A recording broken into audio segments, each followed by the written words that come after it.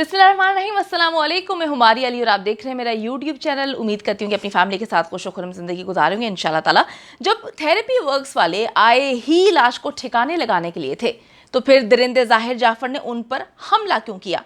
अमजद के झूठ ने पूरी की पूरी थेरेपी वर्क्स की टीम को बुरी तरह से फंसवा दिया है। अमजद कैसा शदीद जख्मी था जिसे अस्पताल ने सिर्फ 3 दिन में ही डिस्चार्ज कर दिया। आज होने जा रहा है अमजद के झूठों का पोस्टमार्टम। क्या थेरेपी वर्क्स में झूठ बोलने की भी थेरेपी करवाई जाती है? क्योंकि लगता तो ऐसा है थेरेपी वर्क्स की पूरी टीम, जाहिर जाफर और दरिंदे की मां, ये लोग सारे वहीं से ट्रेनिंग हासिल करके जो है इस वक्त इस केस में झूठ पे झूठ बोले जा रहे हैं। अमजद ने किस तरह से इस केस को गुमराह करने की कोशिश की, अमजद ने कौन कौन से झूठ बोले, वो सारे के सारे बेनकाब करूंगी आज की वीडियो में। वीडियो को आखिर तक जरूर देखिएगा। अगर आपको लगता है कि आपको मेरा यूट्यूब चैनल सब्सक्राइब करना चाहिए तो वो भी जरूर करें, ताकि जितनी वीडियोस आप लोगों की अवेयरनेस के लिए बना रही हूँ, इस केस के लिए बना रही हूँ, आपको बर वक्त मिलती रहे। ये केस हम सबके लिए डे 1 से बहुत ज्यादा इंपॉर्टेंट है, लेकिन जैसे ट्रायल आगे बढ़ता जा रहा है, अहम तरीन इंकशाफात सामने आते जा रहे हैं, अब ये केस हम सब के लिए बहुत ज्यादा इंपॉर्टेंट हो चुका है। क्योंकि दरिंदों की फैमिली ने पूरी जान लगा दी है कि किसी ना किसी तरह से जो है इस केस में जो कहते हैं कि रोड़े अटकाए जाएं, वो कोशिश भी कर रहे हैं। और हमने ये कोशिश नहीं करनी, हमने हर हाल में नूर मुकद्दम को इंसाफ दिलाना है, जिसकी वजह से आप इन वीडियोस को ज्यादा से ज्यादा शेयर किया करें, ताकि ज्यादा से ज्यादा लोगों तक जो है वो ये वीडियोस जा सके, उनको पता चल सके कि अब हो क्या रहा है इस केस में। थेरेपी वर्क्स का सबसे कमजोर तरीन मोहरा अमजद है, इसीलिए आप अगर देखें अमजद को सबसे आखिर में जो है वो दुनिया के सामने लाया गया। दरिंदे ज़ाहिर जाफर ने अमजद पर हमला किया, जबकि उससे मालूम था कि उसके बाप जाकिर जाफर ने उसकी मदद के लिए थेरेपी वर्क्स की टीम को भेजा है। थेरेपी वर्क्स की टीम भी ये बात जानती थी और दरिंदा ज़ाहिर जाफर भी जानता था, और उसने ताहिर ज़हूर को फोन करके भी बात की थी। तो फिर अचानक से ऐसा क्या हुआ कि दरिंदे ज़ाहिर जाफर ने थेरेपी वर्क्स की टीम पर हमला किया, अमजद पर हमला किया, उसको जख्मी किया। और इनके मुताबिक वो बहुत ही क्रिटिकल सिचुएशन कंडीशन में था, उसकी सिचुएशन बड़ी ही ख़राब चल रही थी, बड़ी मुश्किल से उसको लेके जाया गया। थोड़ा सा आगे चल के आपको बताती हूँ कि उसकी कंडीशन किस हद तक ख़राब थी। अब मुद्दा यहाँ पर यह है कि क्यों जो है ज़ाहिर जाफर ने अमजद पर हमला कर दिया, इसके पीछे वजह क्या है? तो इसके पीछे वजह यह है कि आपने थोड़ा सा समझने की कोशिश करनी है। जब आपने ये पॉइंट समझ आपको आ जाएगी तो आपको सारे के सारा इनका खेल जो है वो समझ आ जाएगा। अब होता यह है कि थेरेपी वर्क्स की टीम जो है पहुंचती है ज़ाहिर जाफर के घर के बाहर, उनको अंदर भेजा जाता है।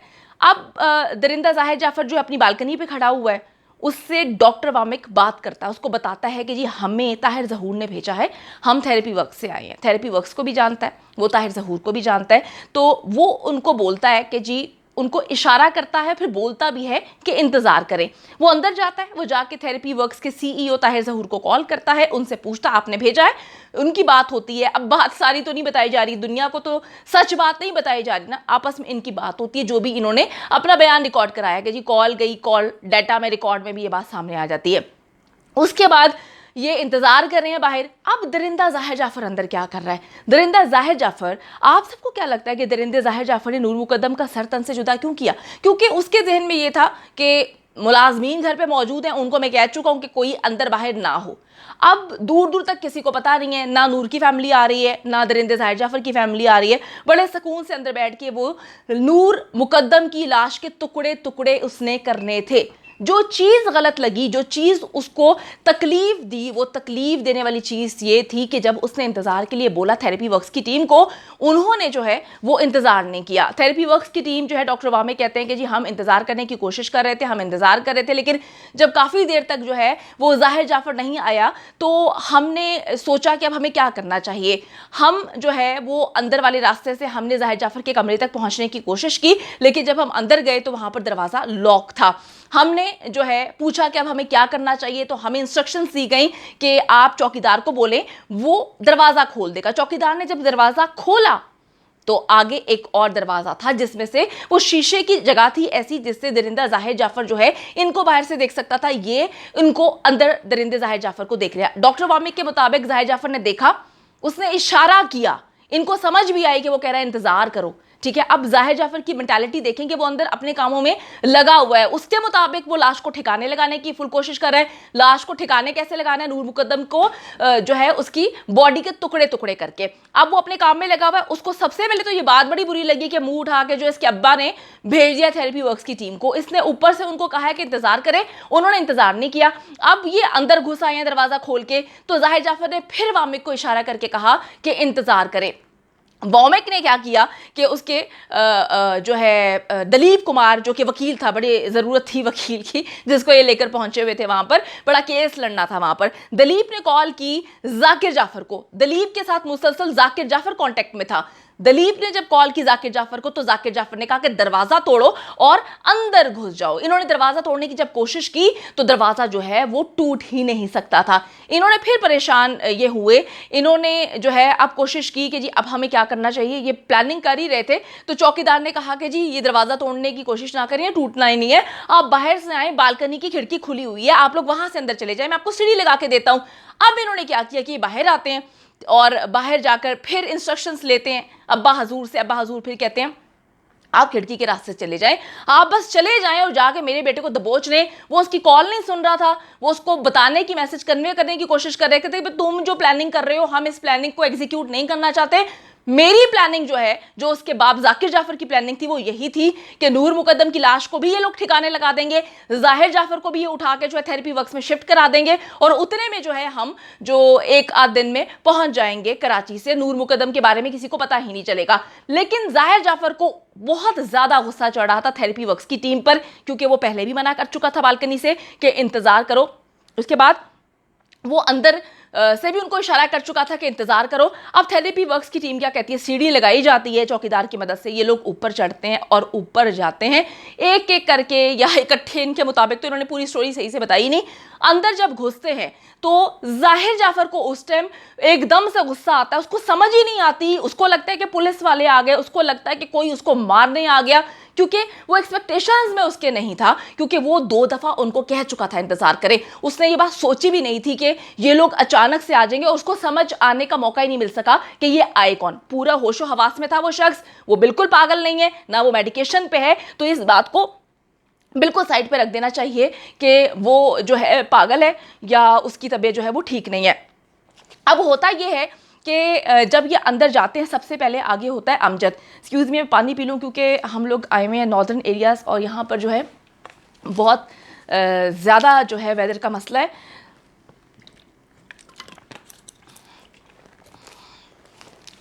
उसके बाद जब सबसे पहले आगे अमजद होता है, ये लोग अमजद को सबसे आगे करते हैं।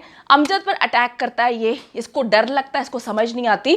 तो ये सारी कहानी है, इसी वजह से जाहिर जाफर ने जो है वो अमजद पर हमला किया है। वरना अमजद की पूरी टीम, जो कि थेरेपी वर्क्स की टीम है, ये लोग उसको जो है बचाने के लिए गए थे, सबूतों को मिटाने के लिए गए थे, और नूर मुकद्दम को जो है ये वहाँ से उसकी लाश को ठिकाने लगाने गए थे। ये सारी बातें हैं जो इंपॉर्टेंट बातें आपको पता होनी चाहिए। अमजद ने जो पुलिस को बयान दिया है उसके मुताबिक अमजद कहता है कि जब जाहिर जाफर ने मुझ पर हमला किया तो उसके बाद मैंने देखा कि कमरे में एक लड़की जो है वो खून में लथपथ उसकी लाश पड़ी हुई है। जबकि ताहिर ज़हूर की अगर हम बयान की बात करें तो उसने कहा था कि जाकिर जाफर ने उसे घर में नूर की मौजूदगी की इत्तला दी थी। मतलब उसको, ताहिर ज़हूर को ऑलरेडी जाकिर जाफर बता चुका था कि नूर मुकद्दम का इसने कत्ल कर दिया है। अब यहाँ से अमजद के बयान की जो है वो हमें समझ आ रही है कि अमजद झूठा बयान दे रहा है और किस तरह से उसका झूठ यहाँ पर पकड़ा जाता है। जाफर हाउस में मौजूद वामिक और दलीप कुमार मुसलसल ताहिर ज़हूर और जाकिर जाफर के राब्ते में थे। तो ये कैसे मुमकिन है कि अमजद को नूर मुकद्दम का पता ही नहीं कि नूर मुकद्दम की लाश जो है वो अंदर पड़ी हुई है। वो जाहिर जाफर से गुत्तम गुत्ता होने के बाद उसको नूर मुकद्दम की लाश नजर आती है। वो कमरा था, कोई इतनी बड़ी जगह तो नहीं थी कि उसको समझ ही नहीं आ सका, क्योंकि जो तफ्तीशी है, जो सबसे पहले वहाँ पर गए थे पुलिस ऑफिसर्स, उनकी जानिब से कहा गया था कि नूर मुकद्दम की लाश जहाँ पर पड़ी हुई थी, सर उसका अलग जगह पर था, तो पूरा पूरा का पूरा कमरा खून से भरा हुआ था, तो इसको खून में लथपथ कमरा क्यों नजर नहीं आया? बड़ी अजीब सी बात है। अमजद साहब ने एक और झूठ बोला कि जाहिर जाफर ने उसे कहा कि मैं खिड़की से छलांग लगा दूंगा, तुम्हारे समेत छलांग लगाऊंगा, अकेले नहीं लगाऊंगा। अब ये देखें जी, ये लोग कोई बुर्ज खलीफा पे तो खड़े नहीं हुए जो छलांग लगाने से कुछ हो सकता है, ये मर सकते हैं या इनको चोटें आ सकती हैं। और थोड़ी देर कबल ही दरिंदा जाहिर जाफर जो है वो नूर के पीछे वहां से छलांग लगा चुका था। इससे साबित होता है कि ये भी जो है जाहिर जाफर को पागल करार देने की एक कोशिश है जो कि पूरी नहीं हो सकी। अमजद का कहना है कि खिड़की से कमरे में दाखिल होने पर जाहिर जाफर ने मेरे सर पर जो है पिस्टल तान ली और बगैर किसी वार्निंग के, बगैर सोचे समझे जो है वो उसको फायर कर दिया, लेकिन किसी वजह से गोली चल ना सकी और पिस्टल पर मैंने हाथ मारा, पिस्टल नीचे गिर जाती है। जिसके बाद जाहिर जाफर जो है वो चाकू उठाता है, मुझ पर हमला करता है, चाकू के वार मेरी गर्दन पे करता है, पीठ पे करता है और बाजू पे करता है। अब घर पे भी जो है, अगर मैं बात करूं कि फर्ज करें कि अगर वो उसको हिम्मत करके गिरा भी देता है, सबसे पहले बात ये है कि उसको गिराता कैसे है। 60 से 65 जो है केजी का अमजद है, आप सबने अमजद को देखा होगा, जिसका कद अगर हम देखें तो 5.5 फीट के करीब होगा। वो बतौर नर्स या हेल्पर के तौर पर जो है वहाँ पर काम करता है। उसने जाहिर जाफर जैसे दरिंदे को, जिसको जो है जिसका कद भी बहुत लंबा है, जिस्मानी सेहत और ताकत और उसका बॉडी के हिसाब से देखा जाए तो उससे कई गुना ज़्यादा ताकतवर भी है। जिस तरह से उसने 4 पुलिस वालों को हथकड़ी लगे हुए जो है वो हिला के रख दिया था, पुलिस को भारी नफरी बुलानी पड़ी थी। तो ये किस तरह से जो है माड़ी सी जान पकड़कर उसको गिरा देता है, उससे गुत्थम गुत्ता होता है। और आप ये देखें कि जब जाहिर जाफर के सर पे खून सवार है, एक खून वो पहले कर चुका है और उसके बाद एकदम से उसने तशद्दुद इस पर करना शुरू कर दिया। अब ये कमज़ोर सा जो अमजद है वो किस तरह से जाहिर जाफर को काबू में ले सकता है? जाहिर जाफर की जिस्मानी सेहत का जो मुजाहरा है आप और हम देख चुके हैं, मुतादिद बार जो है हम अदालत में देख चुके हैं। अब जब 4 पुलिस वालों से हथकड़ी लगे हुए उनको दबोच लेता है तो ये माड़ी सी जान अमजद जो है किस खेत की मूली है। अमजद शदीद जख्मी था, लेकिन फिर भी अपने पैरों पे चल के जो 2 मुख्तलिफ अस्पतालों में जाता है, खुद ही चल के जाता है, कोई स्ट्रेचर पे उसको नहीं डाला जाता, कोई जो है वो किसी की मदद से नहीं चल रहा होता। सीसीटीवी फुटेज में भी देखा जा सकता है कि अमजद जो है वो खुद चलकर दलीप कुमार और अब्दुल हक के साथ गाड़ी में बैठता है और वो वहाँ पर अस्पतालों में जा भी रहा है। अब ये लोग जो है पहले कलसूम अस्पताल पहुंचते हैं और अगर हम देखें कि इसकी हालत को अगर हम समझें, देखें, तो आप खुद सोचें कि इसका इलाज जो है इतनी जल्दी कैसे कंप्लीट हो गया है, किस तरह से 3 दिन के अंदर एक क्रिटिकल मरीज जिसके बारे में ये बातें सामने आ रही थी कि जी वो मरने वाला था, अल्लाह ताला उसको ज़िंदगी दे, हम किसी के बारे में ये नहीं कह रहे कि उसको मर जाना चाहिए या अल्लाह किसी को मौत दे, अल्लाह ताला सबको अपने हिफ्ज़ मान में रखे, लेकिन खुदा के वास्ते झूठ तो ना बोले ना। क्रिटिकल उसकी इतनी हालत थी तो 3 दिन के अंदर उसको डिस्चार्ज कैसे कर दिया गया? जब ये कलसूम अस्पताल पहुँचते हैं तो वहाँ पर वो लोग इलाज करने से इनकार कर देते हैं क्योंकि वहाँ पर पुलिस को बुलाने की बात की जाती है। जिसके बाद ये लोग पिम्स अस्पताल जाते हैं और वहां पे जाके रोड एक्सीडेंट की झूठी कहानी जो है सुनाते हैं। अब ये झूठ बोल रहे हैं सरासर, एक बार फिर से बुलाना चाहिए, कटहरे में लाके खड़ा करना चाहिए जिसने रोड एक्सीडेंट के बारे में लिखा है, क्योंकि वो पुलिस को अपना बयान दे चुका है कि जी हमें कोई रोड एक्सीडेंट के बारे में नहीं